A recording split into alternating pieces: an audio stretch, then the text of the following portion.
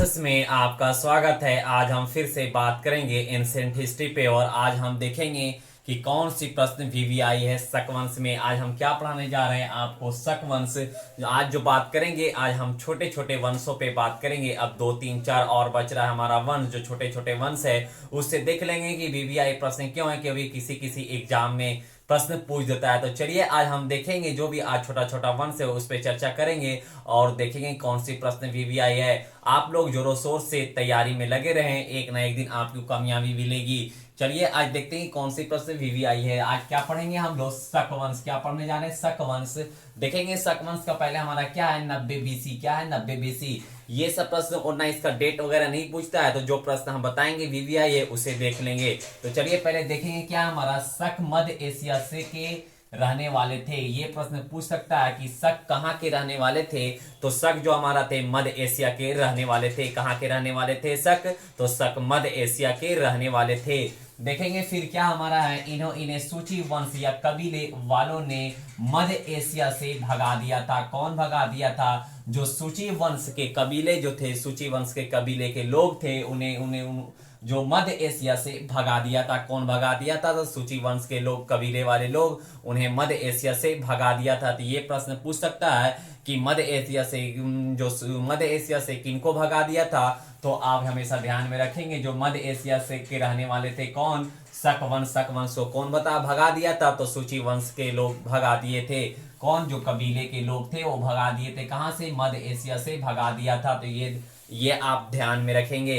फिर देखेंगे क्या हमारा प्रश्न है, शक राजाओं के क्षत्रप कहा जाता है। क्या कहा जाता है, क्षत्रप कहा जाता है। ये प्रश्न वीवीआई है। इसमें दो तरह से प्रश्न पूछ सकता है कि क्षत्रप किसे कहा जाता है। तो शक राजाओं को क्षत्रप कहा जाता है। ये ध्यान में रखेंगे कि शक राजाओं को क्या कहा जाता है, तो क्षत्रप कहा जाता है। ये प्रश्न पूछ सकता है कि क्षत्रप किसे कहते हैं, तो शक राजाओं को। या फिर ये भी प्रश्न पूछ सकता है कि शक राजाओं को क्या कहा जाता है, तो क्षत्रप कहा जाता है। ये आप ध्यान में रखेंगे। फिर देखेंगे हमारा क्या नेक्स्ट प्रश्न है। फिर देखेंगे हमारा क्या, ये भारत में आकर 5 जगह में बसे थे। कितने जगह में, ये आकर भारत में कितने जगह पे बसे थे, तो 5 जगह पे भारत में बसे थे।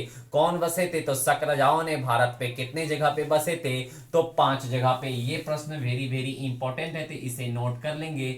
आप हमेशा पढ़ाई आप हमेशा ध्यान से करें, ये ना कि आप ध्यान को बांटकर, क्योंकि बहुत सारे आजकल लड़के लोग ध्यान को बांटकर पढ़ाई करते हैं। तो आप जितने भी लोग पढ़ाई कर रहे हैं तन और मन से लगे, क्योंकि कोई भी आपका फोकस एक होना चाहिए, ये ना कि 2 3 फोकस होना चाहिए। 2 3 फोकस पे आपका मन डिवाइड में बढ़ जाता है, भाग में बढ़ जाता है।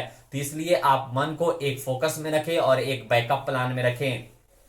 जिस तरह से हमारा एक फ्रेंड ने अचानक उसका एक दिन फोन खराब हो गया, रैंडमली एक दिन उसका फोन खराब हो गया और उन्होंने गर्लफ्रेंड के पास मैसेज कर रहा था। तो उनका फोन जब खराब हो गया तो वो बेचैन से, अपना बेचैनी तौर से जब जीना लगे, जो उन्होंने अपनी बेचैन अपने जीवन को लग रहा था कि अब अंत होने वाला है, उसे मन नहीं लग रहा था, एकदम बेचैन सा रहा था, कभी सो रहा था, कभी उठ रहा था, कभी पानी पी रहा था।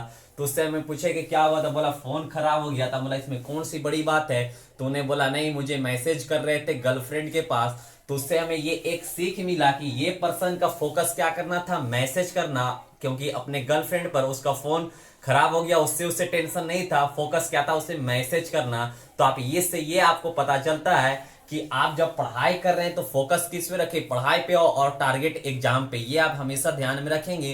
तो इसलिए किसी चीज एक पे फोकस करें। उस बंदे से ये सीख मिला कि उन्हें मोबाइल का टेंशन नहीं था, उन्हें फोकस था मैसेज करने का, वो भी गर्लफ्रेंड पे। तो ये आप ध्यान में रखेंगे। इससे ये पता चलता है कि आप जब पढ़ाई करें तो फोकस प्रश्न पे दे और किस चीज पे दे, ये ना कि मन को बांट दे। कॉपी कलम आप हमेशा ध्यान रखेंगे, फोकस पढ़ाई पे करें और एग्जाम आपको हमेशा ऑटोमेटिक क्रैक होगा। तो जो हमारा हमेशा ये ध्यान में रखेंगे, जब पढ़ाई करेंगे तो एग्जाम हमेशा क्रैक लगेगा। कौन सा प्रश्न वीवीआई, ये देखेंगे जो हमारा भारत में आकर 5 जगहों पे बसे थे। तो कौन बसे थे, तो शक राजाओं ने कितने जगह पे बसे थे, तो 5 जगह पे। कौन कौन, तो चलिए देखेंगे। पहला हमारा क्या है, कंधार, जो अफगानिस्तान में है। कंधार कहाँ है, अफगानिस्तान में है। कंधार में कौन बसे थे, तो शक राजाओं ने बसा था। फिर देखेंगे दूसरा क्या है, तक्षशिला। तक्षशिला कहाँ पड़ता है, तो तक्षशिला पाकिस्तान में है। फिर देखेंगे हमारा तीसरा क्या है, मथुरा। मथुरा कहाँ है, यूपी में। आप ध्यान में रखेंगे, मथुरा यूपी। और चौथा हमारा कौन है, उज्जैन, जो हमारा एमपी में पड़ता है। कहाँ, उज्जैन हमारा एमपी में पड़ता है। फिर नासिक देखेंगे हमारा महाराष्ट्र में पड़ता है। तो ये 5 जगहों पे शक राजाओं ने अपना भारत में आकर बसे थे। कितनी जगह पे, तो 5 जगह पे। एक बार फिर से रिकॉल कर लें कि भारत में शक राजाओं ने कितने जगह पे बसे थे, तो 5 जगह पे। कौन कौन, तो हमारा पहला क्या है, तक्षशिला जो पाकिस्तान में पड़ता है। फिर दूसरा देखेंगे मथुरा जो यूपी में पड़ रहा है। तीसरा देखेंगे जो हमारा है उज्जैन। और पांचवा हमारे जो हमारा चौथा क्या है, उज्जैन। और पांचवा हमारा क्या है, नासिक जो महाराष्ट्र में पड़ता है। फिर हम देखेंगे जो हमारा एक जो सकवन से हमारा एक जो लास्ट में नोटेड पॉइंट हमारा क्या है, देखेंगे जो हमारा नोट में करके ये कई सारे एग्जाम में प्रश्न पूछ देता है। देखेंगे जो ग्रेगोरियन कैलेंडर के अनुसार आज 10 जनवरी 2023 है, जो हम लोग का जो डेट चलता है, कौन से कैलेंडर के अनुसार चलता है, तो आप हमेशा ध्यान में रखेंगे कौन सा कैलेंडर, तो ग्रेगोरियन का, उसके अनुसार आज कितना तारीख है, 10 जनवरी 2023। तो आप हमेशा ध्यान में रखेंगे कि कौन से कैलेंडर के अनुसार 10 जनवरी 2000 अनुसार, कौन सा कैलेंडर के अनुसार, ग्रेगोरियन कैलेंडर के अनुसार 10 जनवरी 2023 आज है। तो चलिए फिर देखते हैं। और हमारा जो हमारा शक वंश का था, इतना प्रश्न भी आया था। तो आई होप, उम्मीद करते हैं कि आपको शक वंश अच्छे से समझ में आ गया होगा। मात्र 2 ही 3 प्रश्न इससे पूछता है कि शक वंश कहाँ से आए थे, तो मध्य एशिया से आए थे। और इन्हें क्या कहा जाता है, तो क्षत्रप कहा जाता है। और इन्होंने आकर भारत में कितने जगह पे बसे थे, तो 5 जगह पे, ये ध्यान में रखेंगे। अब देखेंगे हम लोग क्या, पहलवा वंश। कौन सा, पहलवा वंश में देखेंगे कौन सी प्रश्न बीवीआई है। तो चलिए देखेंगे हमारा क्या है, ये ईरान और फारस के थे। कहाँ के थे, जो पहलवा वंश थे, कहाँ के थे, ईरान और फारस के थे। ये ध्यान में रखेंगे कि ईरान और फारस से कहाँ आए थे, भारत आए थे। जो पहलवा वंश थे ईरान और फारस के रहने वाले थे, वहां से भारत आए थे। फिर देखेंगे जिसके कारण इन्हें क्या कहा गया, पश्चियान कहा गया। क्या कहा गया, पश्चियान कहा गया, क्योंकि भारत के पश्चिम में आए थे। कहाँ आए थे, तो इसे पश्चियान कहा जाता है। फिर देखेंगे इन्होंने अपनी राजधानी कहाँ बनाया, तो पुरुषपुर बनाया। कहाँ बनाया, पुरुषपुर, जो पेशावर में बनता है। तो ये प्रश्न हमेशा ध्यान में रखेंगे कि जो इन्होंने अपनी राजधानी कहाँ बनाया, तो पुरुषपुर, जो पेशावर में पड़ता है। फिर देखेंगे इस वंश का संस्थापक कौन है, तो ये आपका प्रश्न वेरी वेरी है, इस वंश का संस्थापक कौन है। तो देखेंगे मिथ्रेडस है। कौन है, मिथ्रेडस है। कौन है, मिथ्रेडस है। ये आप हमेशा ध्यान में रखेंगे कि जो पहलवा वंश का संस्थापक कौन है, तो मिथ्रेडस है। फिर देखेंगे इस वंश के सबसे योग्य शासक कौन है, ये योग्य शासक। ये प्रश्न भी वेरी वेरी इंपॉर्टेंट है, और ये भी प्रश्न वेरी वेरी इंपॉर्टेंट है। देखेंगे इस वंश का सबसे योग्य शासक कौन है, तो गोंदो फार्मिस है। कौन है, गोंदो फार्मिस इस वंश का सबसे योग्य शासक था। कौन वंश का, तो पहलवा वंश का सबसे योग्य शासक कौन है, तो गोंदो फार्मिस थे।